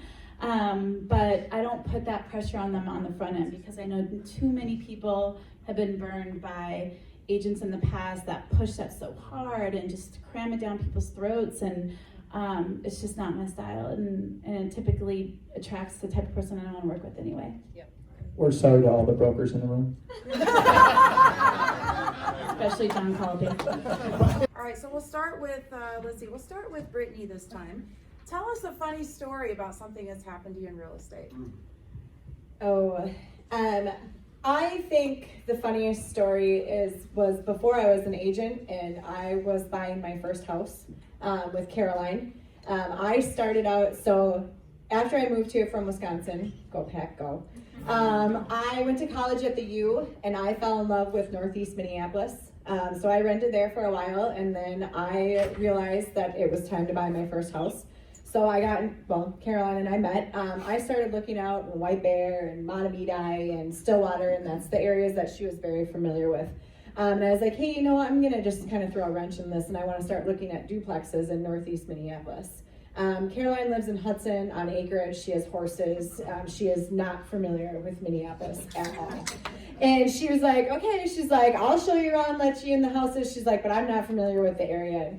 So we start looking at duplexes, and it was 2008, 2009, and we go into one and we get in there, and there is a person sleeping on the couch underneath boxes, and she just took out running out of the house. And I'm standing there looking around, opening up the closet doors, and I walk out, and she looked at me and she goes, you're gonna be a real estate agent someday. She's like, I ran out of that house so fast, and it was similar with just a couple of properties, and then, so yeah, it's funny. She always tells that story, and it was pretty good. It didn't even phase you, did it? It didn't even phase me, and I don't think much can phase you in real estate. That's good. Torrey, how about you? Oh my God, so many stories, but maybe the best one just happened this summer, you guys. I was selling a house for clients. I had sold them the house, and then they were selling again. And they're from the East Coast, and they're really like liberal and hippie, and like they burn sage and all this stuff. And I got a call, and he was like, God, I was at the house last night until like 1, but I think I got everything out, but I left one thing at the house, and I'm worried because they're gonna do their walkthrough soon, and I'm at work, I can't go over there and get it out. I'm like, well, what is it?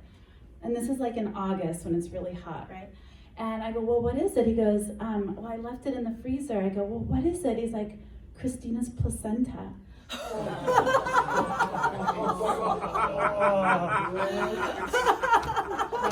Everybody's processing right now. Did she really just say that? Yeah. And then he said, "Can you go get it?" And I thought for a second I would get my igloo out and put some ice in it and run over there. And then I said, you know what? We're just gonna let that one slide, and maybe they'll think it's like some kind of deer meat, and we're just gonna go with that. So. Wow. Is that okay, Michelle? I think they'd all shock me with this one. No, it's okay. Go ahead, Joe. Thank you. I don't know if I can top that, but I think the only thing that I really find is just always carry toilet paper with you in your trunk of your car. That's about it. Because we're always on the go and whatnot. And then to overcome, like say you had a question here about overcome a deal, a close. Biggest pointer that I got from my team leader Ryan O'Neill was cooler heads will prevail. So stay cool, calm, and collected in every single one of your transactions as a RE/MAX agent. Just keep it cool, and we will prevail. So, Mark, funny story. Mine came from my first year in the business. There was a foreclosure I was showing actually for my now home stager, which was kind of neat, but we've become really good family friends. But they had a 2-year-old they were potty training, and he had a tough time potty training, And we were looking at this house, and they were so excited because their 2-year-old said they had to go to the bathroom. So they ran to the bathroom, and he uses a toilet. And the house was winterized, and the water was shut off. And it's my first year in the business, and I'm like, oh my gosh, I can't call this listing agent. That'd be so embarrassing. The house sold 3 days later. My clients didn't buy it. It was a selling point, maybe. Who knows? All right, thanks. So let's flip this over a little bit. Tell us a story really quick of a major challenge you overcame. I guess I overcame that objection. You know, you're always constantly, real estate can get very emotional with the clients, of course. And I think every transaction seems to have some sort of twist or turn or objection with your clients or, in quite honestly, the other agent on the other side, or whatever side the transaction's on. And that just spins off of just keep cool, calm, and collected to prevail in that difficult situation. Because just, what is it? The cooler heads will prevail. So, do I have a specific one? It seems like every transaction has its own, just keep cool. Okay, thank you. Torrey. I mean, same thing really, right? Like it's everybody, ego, ego is inserted into these things, and it can blow a deal up between agents or buyer, seller, or whatever. And so just keeping everything, I mean, at the end of the day, it's just real estate. Like everything can get sorted out. But when another agent gets on the other side that has some like ego stuff going on, that is super challenging. But I can't remember what the issue was, but I had a deal a couple of years ago with an older agent who's been in the business forever. And there was water in the basement, final walkthrough. And I had the buyers, and the whole deal almost blew up. He was really cool, really professional. And between him and I, we sorted it out. And then about 3 weeks later, I got an email from John Colopy letting me know that that agent sat down and wrote John a letter saying that he had only written a letter about another agent 3 times in 40 years. And he wanted to let John know that, the way that I handled that was remarkable, and we got it done. And that's not to give myself accolades. That's just it was a huge challenge. It could have just been a nightmare, but we all kept our cool, and we were just smart about it. And it's always the best way to proceed. Great. Brittney. I actually have a specific story, and it happened to me this year. And it was one of the worst transactions that I've ever had to deal with in my entire life. I was the seller's agent. It was a referral from one of my past clients. She's given me a lot of business. I'm very grateful for her. And so it was a family, and the mother has passed away, and she had lived in the house for 60 plus years, raised 12 children, in there. So I worked with 6 sisters to sell this house. And so there was a lot of emotion. There was a lot of estrogen. And I got a lot of horrible, horrible phone calls from these women. And you know, I was doing my best. It was a historical house in Marine on the St. Croix. The thing was almost a tear down. You know, they wanted top dollar for it. We got a cash offer. It came in, you know, $80,000 below list, but you know, no inspection, cash, no appraisal, but they didn't understand why they weren't getting top dollar for the house. And then they start fighting amongst themselves, you know, about whether to take the offer, because 3 of them wanted to take it and just get rid of the house. Whereas one sister that was living there, so she didn't want to get rid of the house. So, you know, just those phone calls. And then also all 6 of them at one point got on the phone and called my past client, my referral, and told them how horrible the job I was doing and how they couldn't believe that she referred them to me and that I was the worst agent, and on and on and on. So now dealing with these 6 sisters, well then now my past client's calling me and she's like, is there anything you can do? She's like, they're so unhappy. You know, she's like, they just hung up on me. They'd been friends for 40 years. And I'm like, oh my gosh. You know, it just kind of went on. And then at the closing table, you know, they wouldn't even look at me. They wouldn't even, you know, and I haven't heard from them since, but you know, we got the deal closed. You know, we worked through it. It was a couple out of New York that wound up buying the house. Actually, they were very grateful at the closing table, but it's just, you know, like you said, there's so much emotion in real estate, and just one little thing can just blow up the deal, and you just have to keep calm. Like, oh, it was so hard for me just to bite my tongue when they would call and just say these nasty things, but you know, you can't get down to their level and, you know, scream back at them. You know, you have to be the professional in the transaction, and you just, you know, have to stay there and take it, and, you know, use that thick skin that we've gained through all of these transactions that we've done. But man, it's just so hard sometimes. Well done with that. Oh gosh. Mark? I'm not going to do so much transaction based, because I think we have all had very crazy experiences transaction wise dealing with emotions. Mine was more business based. In our market, I've found out that it's not quite as seasonal as I'd like to think, but initially it seemed very seasonal. You know, winter comes around, lake properties don't sell as much, transaction numbers go way down. And I can recall my first major challenge was my first winter in real estate in the Brainerd Lakes area. And like I said, financially, I didn't have a ton of extra cash.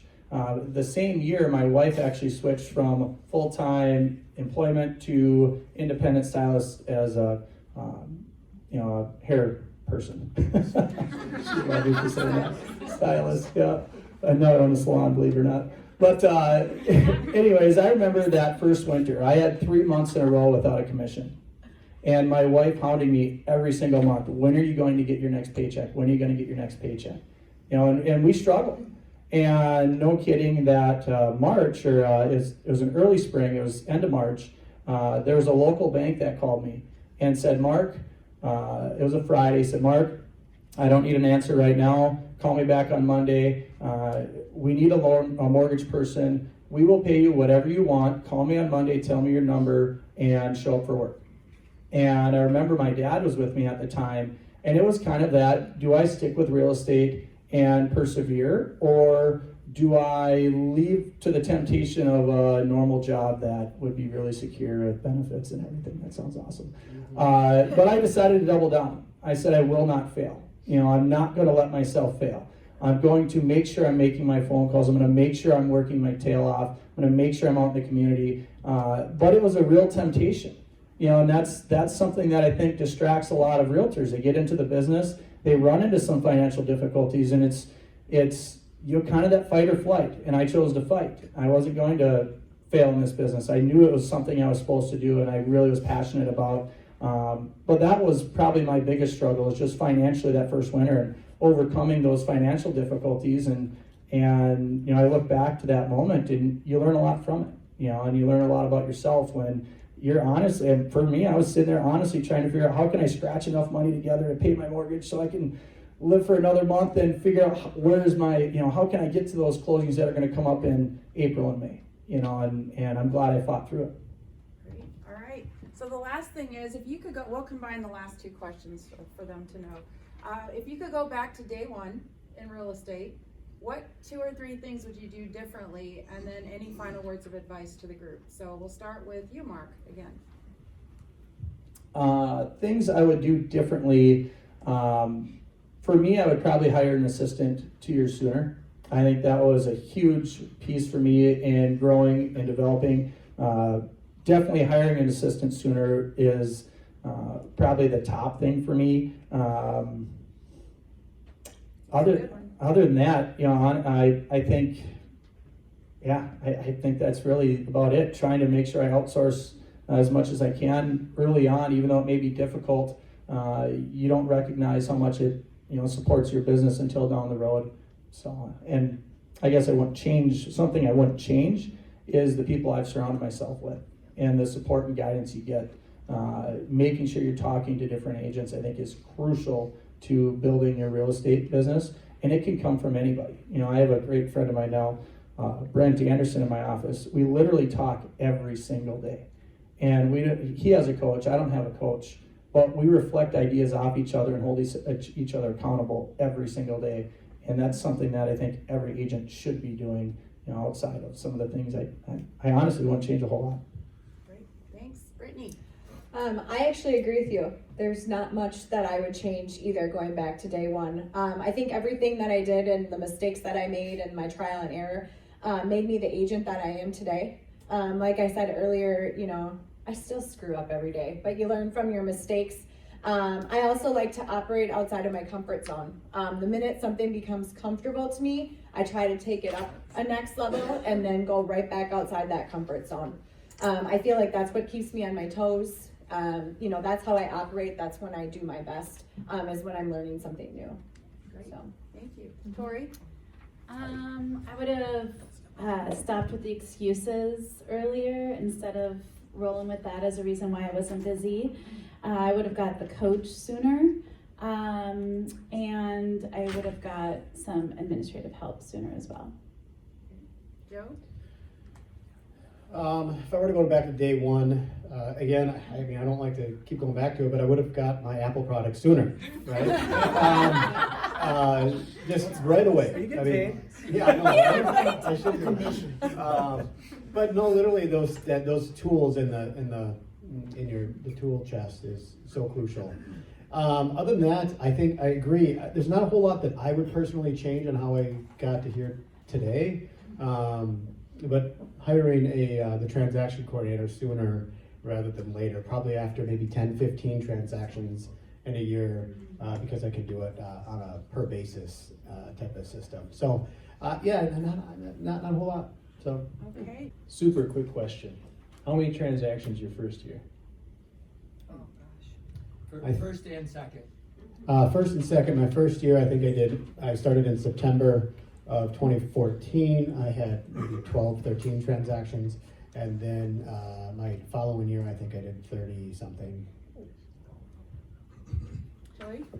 Same, under 10 the first, and I think I'm under 15 the second. Brittney? I think I was about the same, under 10 my first and probably under 15 my second. I think I actually just looked this up because one of my agents was arguing on who did more transactions their first year. I beat her by 1. I did 15 my first year, and then I think I did 25 to 27 the second year. And where are you now? We were hoping for more, but I think we're going to end up around 145 transactions.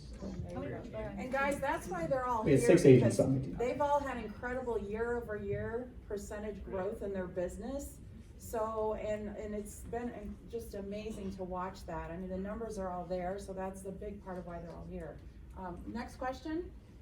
We've got one from online. Okay, sure. How do you guys handle cold calls? All right. Do any of you cold call, and how do you handle that? So I didn't cold call, but back when I first got my license, the first listing that I ever got was from door knocking. My husband thought I was the craziest person in the entire world to put on my tennis shoes and go out there and door knock in a neighborhood. And I had these cute little flyers, knock on the door, and I got my first listing from door knocking. I actually love cold calling. In all reality, I do. A lot of people hate cold calling, but I actually don't mind it. I get a lot of the old expired leads that everybody hates.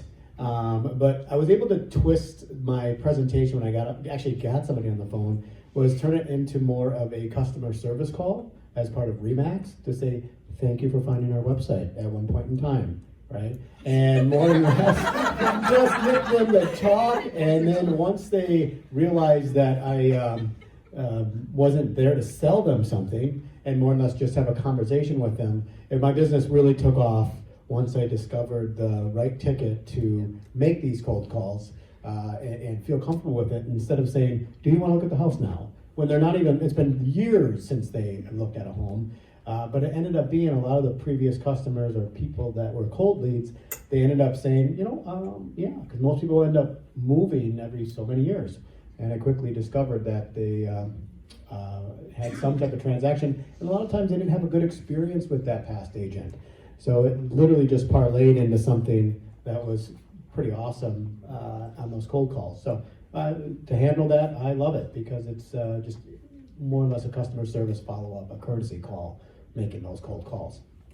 Anyone else on cold calling? I still do some cold calling. I did a lot more in the past, but my objective wasn't to find out if they wanted to purchase. Mine was to find out if they weren't going to purchase. Yeah. So I would take the approach of disqualifying clients, because we get a lot of seasonal buyers. We get a lot of, in all reality, we get a lot of dreamers looking at lake homes, which is totally fine. But my biggest goal with cold calling is finding out what bucket do we put them in, and how often do we follow up with them.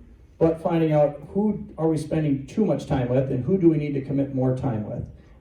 But a lot of it's just kind of the grind. We've actually, in this last 6 months, found texting is way more effective than calling.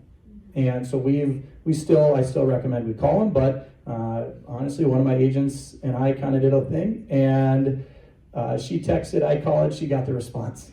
I was kind of bitter, but. We have one more. We have one from an agent in Canada. What do you think would be the main difference in terms of practices across the international boundaries? Would you like to say hello to Canada, Mark? You're the closest to them. He's in northern Minnesota. Here. I'm scared. I'm not North Dakota. North Dakota is part of Canada. But no, I honestly think that it's still a people business. No matter what we have across borders, it's all about people. So as long as your business is about helping people, you're going to have success. And that's something that there are no boundaries for. So. Good. Anything else? No. Okay. Torrey? I mean, there's a really cute president there, and marijuana is legal in Canada. I don't really know how that affects the industry and transactions in general, but I do. Hey, Canada people, I think about that a lot. So. I know nothing about Canada, but now I know it's legal, and that's good to know. I should go there more. Actually, thank you to those of you from Canada that tuned in today, so we really appreciate it. Before we wrap up, I have something to present to our panelists. I have some Remax swag. So, woo! So here we go. We have, thank you. Remax backpacks, and there's some goodies inside. A pop socket, a tumbler. There should be a vinyl folder for your documents, but each of you gets a Remax backpack. So let's give them all a round of applause for sharing. Stand up, you guys. Take a bow. Thank you, Joe, Torrey, Brittney, and Mark. You guys are awesome. We're so proud, and go Remax.